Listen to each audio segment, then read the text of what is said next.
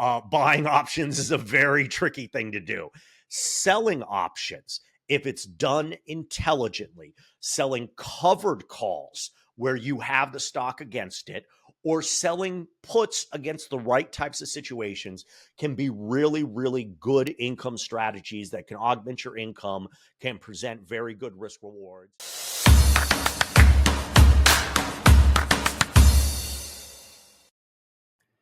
As investors, we're all trying to grow our wealth. And some people buy growth stocks, some people invest for income. But what if I told you that you could use some of your biggest growth stocks to also generate big income?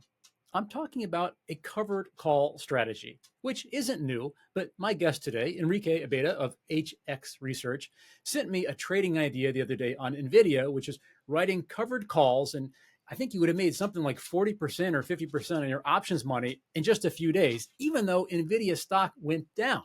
So let's talk now about how you can look for trades like this yourself. Enrique, welcome. Hey, thank you. I appreciate you having me on. Sure. And let's get straight to the point here because someone, we've had you on before. You've been a great friend of BBAE. Appreciate that. You sent a note. Nvidia was $130 at the time. This is almost a week ago now, last Thursday, June 20th. Calls were trading with a 140 strike, which is $10 out of the money, a little bit more expensive. We're trading for $4.35 per share or $435 per contract. So can you walk me or walk maybe a beginner through the trade here? Yeah, well, let's go a little bit high level first. And I know a lot of people know this, but an option is the right, but not the obligation to buy in the case of a call or sell in the case of a put a stock at a specific price at a specific time. Okay. So in this case, we were talking, and so the funny thing is, this is actually the timing of this was crazy. I wrote the note on Tuesday because I write some of my notes a little bit ahead of time, and Nvidia's stock was at 130 ish, trading up and down, and the July 19th expiry 140 calls, you could sell them for $4.35. Okay. So now let's reverse that. If I was buying that call, that means I could have bought Nvidia stock at 140. Now you'd look at that, July 19th is a month away, and you go with Nvidia stock trading at 130. Why the hell would I pay almost $5 to be able to go out and buy Nvidia stock at 140, right? The option's $10 out of the money. The reason is, as we all know, is Nvidia's been parabolic and it's all that everyone can talk about. And, to be frank, if you probably would have done the exact this version of this a month ago, you would have doubled or tripled your money. But what we look for, there's a couple when you're doing covered calls. One thing that we'll look for are just very stable stocks that we own that may see some uptick in volatility where we can sell an out of the money call. But I also look for parabolic situations, okay? Because what do we mean by parabolic? Something that looks up like this. So I like to say, imagine you're at a 60-degree angle, then you go 90 or something, which is exactly what Nvidia did. In particular, if you want to get more mathematical about it, you can look at the distance from the 50-day moving average or how many standard deviations were you away from the 50-day moving average. So my point to folks was, with Nvidia, the stock was very, very extended from its 50-day moving average, all of its moving averages, et cetera. And volatility was very high. It's all anyone could talk about. So I said, look, if you own the stock, and depending on your tax situation, we can talk about that, there's an opportunity here where you could sell out of the money call options and potentially, and one of two things is going to happen. So let's go back to that what I was saying before. On Tuesday, the stock's at 130. If you sell the call options, the 140s at 435, it's actually the equivalent of selling the stock at 144.35. Right. The options guy buying, it's got to go at least that high for him to at least that high. If you hang on through expiry and all that. So now you've got a little bit of risk, right? Because if the stock goes well above that, maybe you're going to get hit. But you're basically taking a parabolic stock and locking in a nice profit. Okay, you'd be willing to sell it. On the other hand, if the stock trades off, then the option is likely to expire worthless. You are protected by 435. So with the stock at 130, you could have the stock trade to 125 and still be break even on your stock. What's incredible about what happened, we published on Thursday. Thursday morning was actually the peak of the stock. This is just random. You could have sold those options for $8. Okay.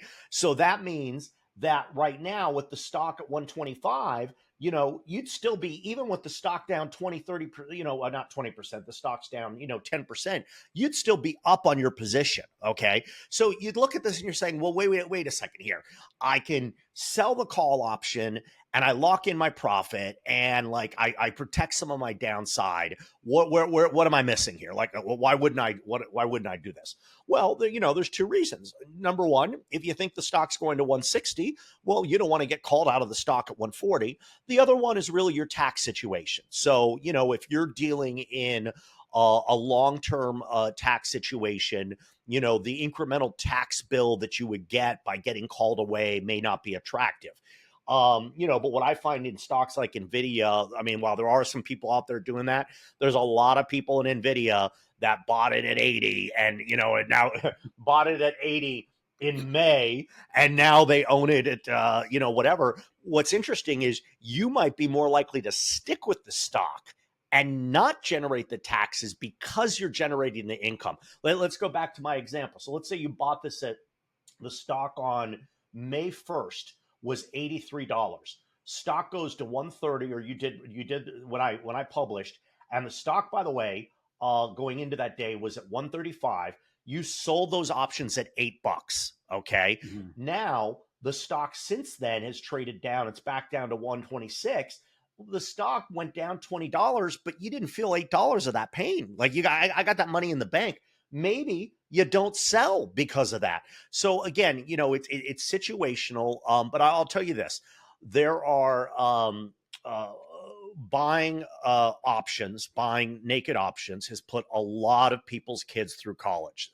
They're called the options brokers' kids. Okay, buying options is a very tricky thing to do. Selling options, if it's done intelligently, selling covered calls where you have the stock against it, or selling puts against the right types of situations, can be really, really good income strategies that can augment your income, can present very good risk rewards. And, Nvidia was the perfect kind of stock to do it. The volatility, if I were to look at, I'll just give you this one last thing. I'm looking at a 1-year chart of Nvidia, from June of last year to January of this year. The stock traded between $40 and $48. This is on the split adjusted. Mm-hmm. Since January, it's gone from 48 to 140. Mm-hmm. That is heightened volatility. So just the same way that probably the best time to sell storm insurance is after 4 hurricanes hit in a row, because people are going to be very sensitive to it. It's the same thing with covered calls. So there's a bunch of ways to do it, but it can be a really, really great way to, again, generate some income as well as, produce an advantaged risk reward. So I got a question for you in a minute in terms of what would be a time to not do this. But just to back up on pure basics, someone hears covered calls. It means you already own the stock, like you mentioned, Enrique. So this is probably a good strategy. If you already own Nvidia, you're in it for the long run, but you think it's gotten a little bit pricey. If you didn't own it and you wrote the option anyway, and the stock price goes way up, and the guy your risk is unlimited. Then you've got to go out at whatever the market price is. You hope it's not too high, buy that option and deliver it to the option exercise. So that's the risk. Again, so a naked call, obviously you have unlimited risk. Nvidia could go to 150, could go to 200, could go to $1 million, and you're on the hook for it. Now, with the July 19th, you're not on the hook for it.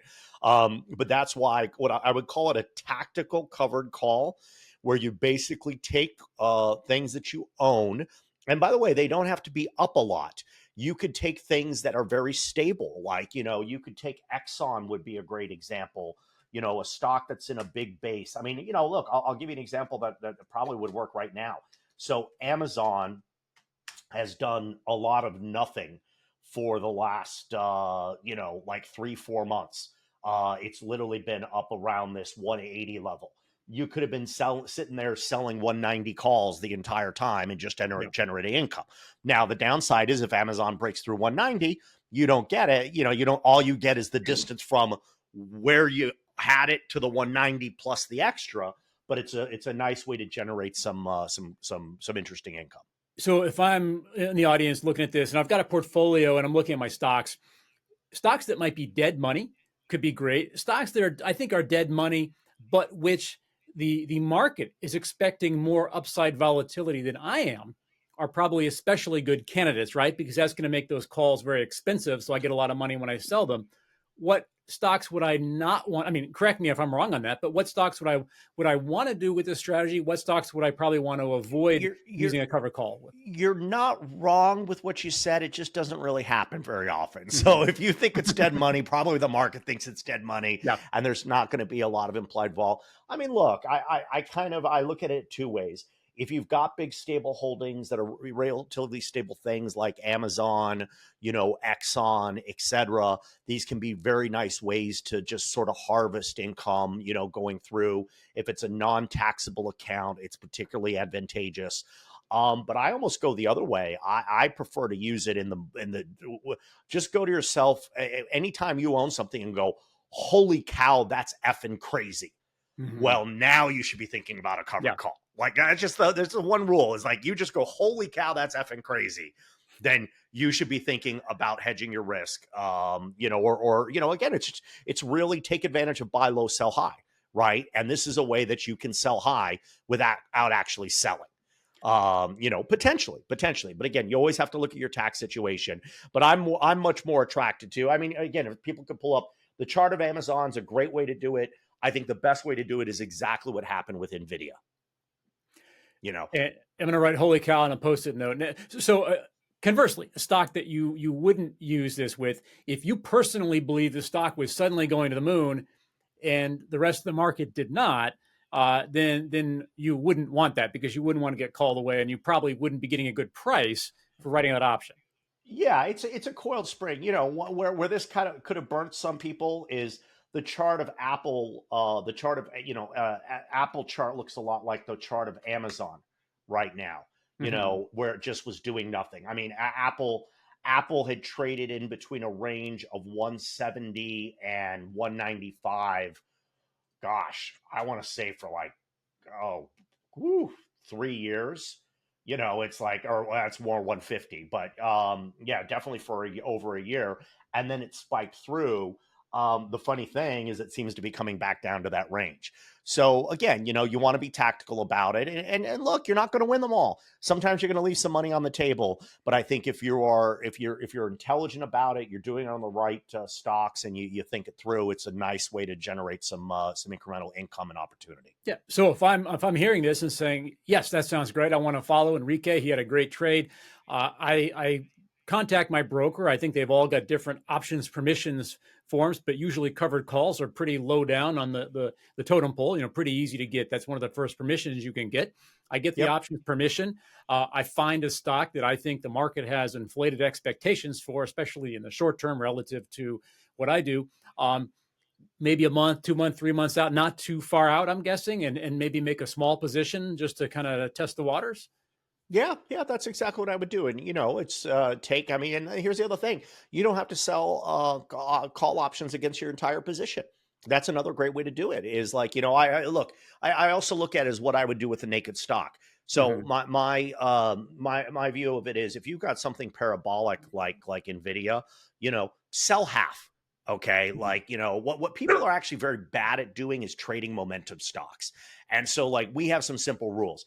If something doubles in a week, in a day, a week, a month, or even 3 months, you should be selling at least half, if not 60%. By the way, if something doubles in a year, 2 years, 3 years, you should probably be buying more. There's kind of a, I like that. but this is another way of doing that. But it's without the actual sale of the stock. So I would, and if you need to sell options against half your position.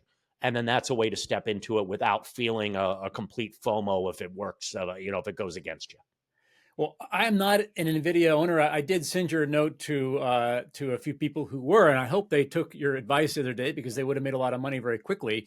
They're long-term shareholders, so the up and down Yeah, of the yeah. stock doesn't matter to them. It would be nice to make a little money on the options position. If someone hears this and wants to follow you, Enrique, wants to learn more, what places on the internet would you send them to?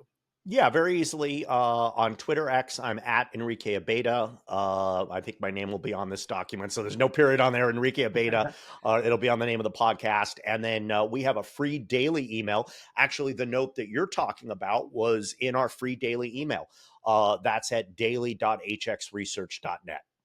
We'll put that up on the screen and in the show notes for people to follow as well. So Enrique Abeyta, thank you for this interview and thanks for sending that trade out. Looking forward to more. Next time I'm going to act very quickly when I get something like that. That one ended up being a hell of a good trade. That was a good one, man. Yeah, Deserve credit for that. And thanks to you guys, as always, for watching us at home.